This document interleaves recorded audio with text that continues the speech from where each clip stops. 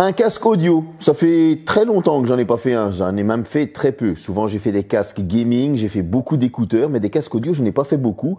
Et justement celui-ci m'avait été conseillé par un abonné. Il m'avait dit tiens teste celui-là, franchement j'ai pas été mécontent. Et j'avoue qu'il est assez space. Bon il y a des boutons, mais il est pas cher, il est à moins de 100 €, il sort un bon son. C'est le Baseus Bowie 30 Max. On va voir qu'est-ce qu'il nous apporte, qu'est-ce qu'il sait faire. Si le son est vraiment bon comme on me l'a dit, allez c'est parti.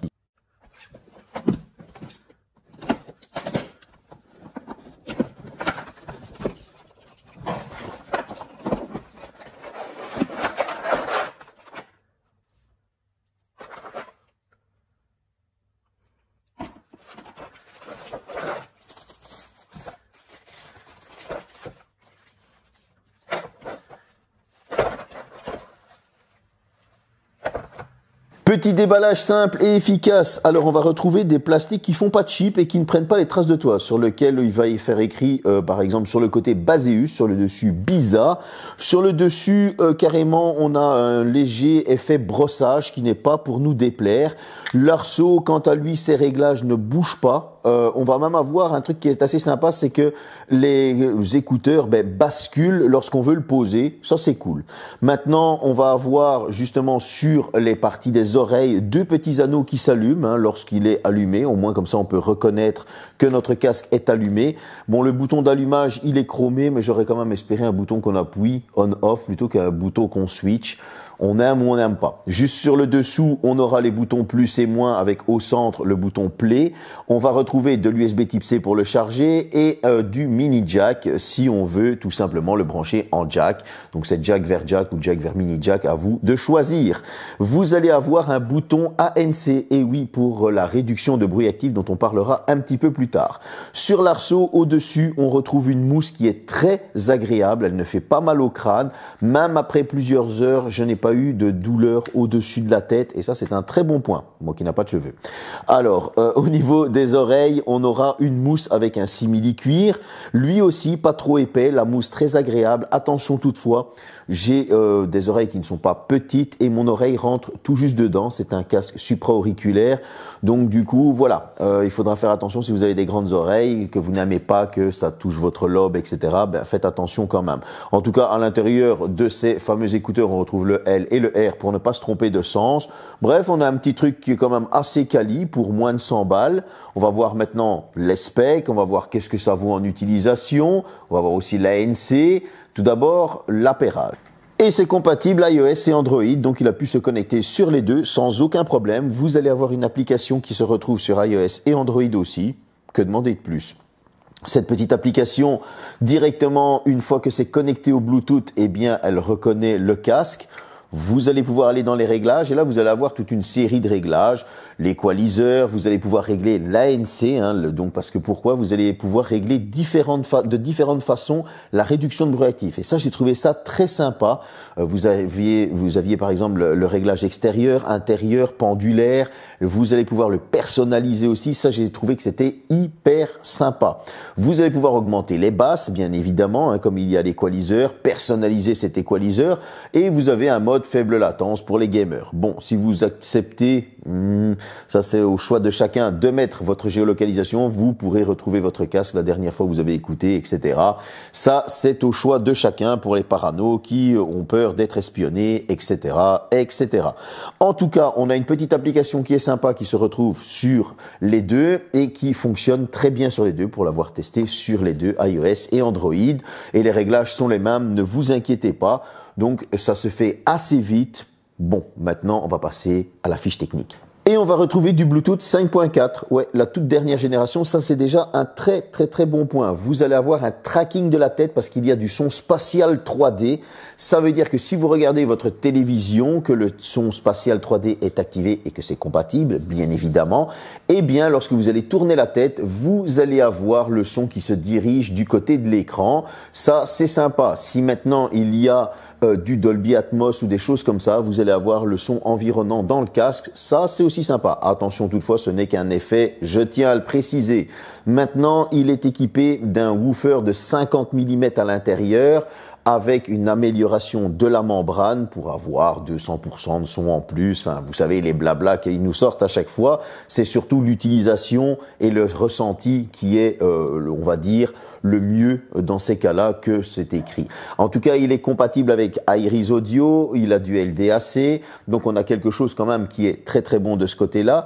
Maintenant, pour tout ce qui est son spatial, c'est du Biza Pro et vous allez avoir une réduction de bruit active de 45 décibels. Ça, on va en parler dans la partie utilisation. Bon, vous avez compris on est sur quelque chose qui est assez complet. Il n'y a pas de tactile, hein, comme je le disais, c'est des petits boutons qu'il faudra activer, plus, moins pour le volume et play, pause pour lancer la musique. Maintenant, vous pouvez changer ça. Par exemple, le plus, vous pouvez mettre tout simplement que ça switch d'une musique à l'autre pour continuer à lever le volume sur votre smartphone. Ça, c'est vous qui voyez. Maintenant, on va parler de l'utilisation. Il y a quand même pas mal de petites choses à dire qui sont assez sympas. C'est parti. Au niveau de l'utilisation, on va commencer par le câblé. Vous allez pouvoir l'utiliser sur un PC, mais attention, uniquement pour écouter. Donc, c'est-à-dire écouter des films, de la musique, etc., mais pas parler. Ouais, il n'y a pas de micro sur ce casque, donc ce sera vraiment pour écouter les sons. En tout cas, vous allez pouvoir le brancher du USB Type C. Par exemple, moi j'ai utilisé ce câble Ugreen qui allait de l'USB Type C du casque à l'USB Type C du PC. Ça fonctionnait. Le son est très très bon via USB Type C, je tiens à le préciser. Vous allez pouvoir utiliser du jack. Et là, j'ai utilisé sur mon PC aussi et sur un smartphone avec un adaptateur mini jack, etc. Et là aussi, on avait un excellent son. Vous ne pouvez toujours pas téléphoner parce que le casque n'est pas équipé de micro. Je le répète parce que je sais qu'il y en a qui oublient d'une phrase à l'autre. Alors, en Bluetooth 5.4, et là aussi, vous allez avoir un excellent son. Cependant, attention, et ça c'est pour les 3 catégories, vous êtes plus axé médium aigu. Si vous voulez avoir, par exemple, que vous écoutez de la techno, du rap US et ça avec une basse plus appuyée, je vous conseille d'aller dans l'équaliseur, le mettre en pop et d'activer la basse plus importante. Et là, vous allez avoir franchement un très bon son au niveau de la techno, house, pop, musique, etc. Mais aussi sur le rap US pour une basse plus appuyée.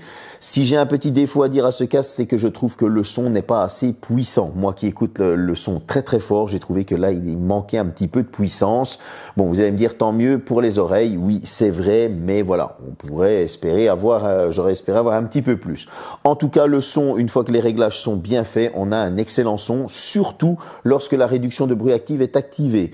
Vous allez pouvoir réduire de 45 décibels. Bon, j'ai pas mesuré, mais j'ai essayé les différents modes et c'est vrai, on ressent une énorme différence lorsque la réduction de bruit active est activée au niveau du bruit environnant, au niveau des sons qui passent, etc. Il y a différents modes et il y a vraiment une différence.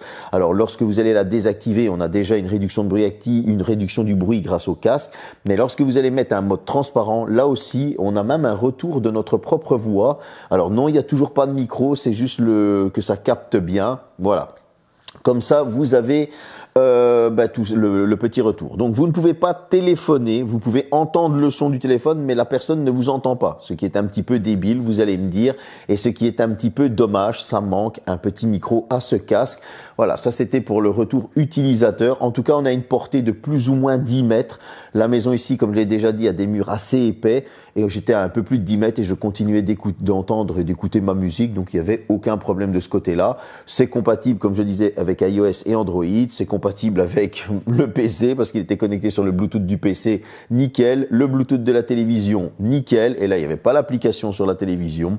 Donc, je trouve que pour un retour utilisateur à moins de 100 €, on est quand même assez bien comblé. Alors, j'ai trouvé ce casque à 79,99 €, 79,99 €, donc moins de 80 €. C'était sur le site officiel, je vous mets le lien dans le descriptif. Maintenant, je vous mets aussi le lien Amazon pour ceux qui n'aiment pas commander sur les sites officiels, mais attention, sur Amazon, je l'ai trouvé très cher. Pourquoi? Il était à 127 €. J'ai trouvé que c'était même un petit peu scandaleux qu'il y avait une telle différence de prix par rapport au site officiel. Donc voilà. En tout cas, ça c'est mon avis personnel.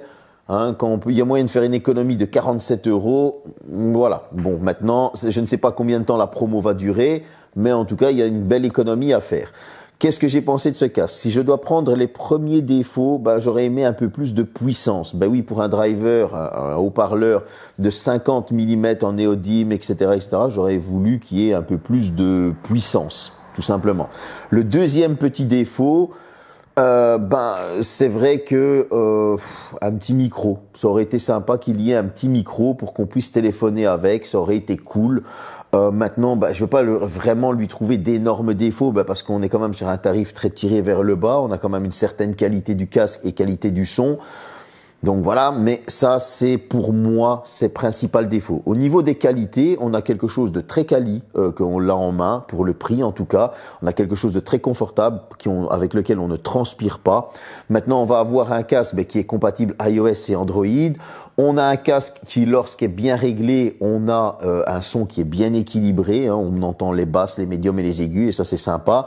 Vous allez avoir de la réduction de bruit actif, ça c'est très sympa, et aussi qu'il est compatible avec le mini jack, l'USB Type C et le Bluetooth. Donc on a un casque qui franchement fait bien son taf. Je vais pas critiquer parce que voilà, quand ça des tarifs qui sont comme ça, maintenant à 127 €, oui. Alors là je vais commencer à critiquer plus parce que s'il monte à ce prix-là, je vais dire qu'il faut du tactile, que les boutons auraient pu être un peu différents, etc. Mais à moins de 80 €, je pense qu'on n'est quand même pas volé, surtout qu'on a quand même une très bonne qualité sonore. Voilà. J'espère que cette petite vidéo vous a plu. D'autres choses vont arriver. N'oubliez pas de me mettre un pouce, de vous abonner et de commenter surtout. Allez, salut.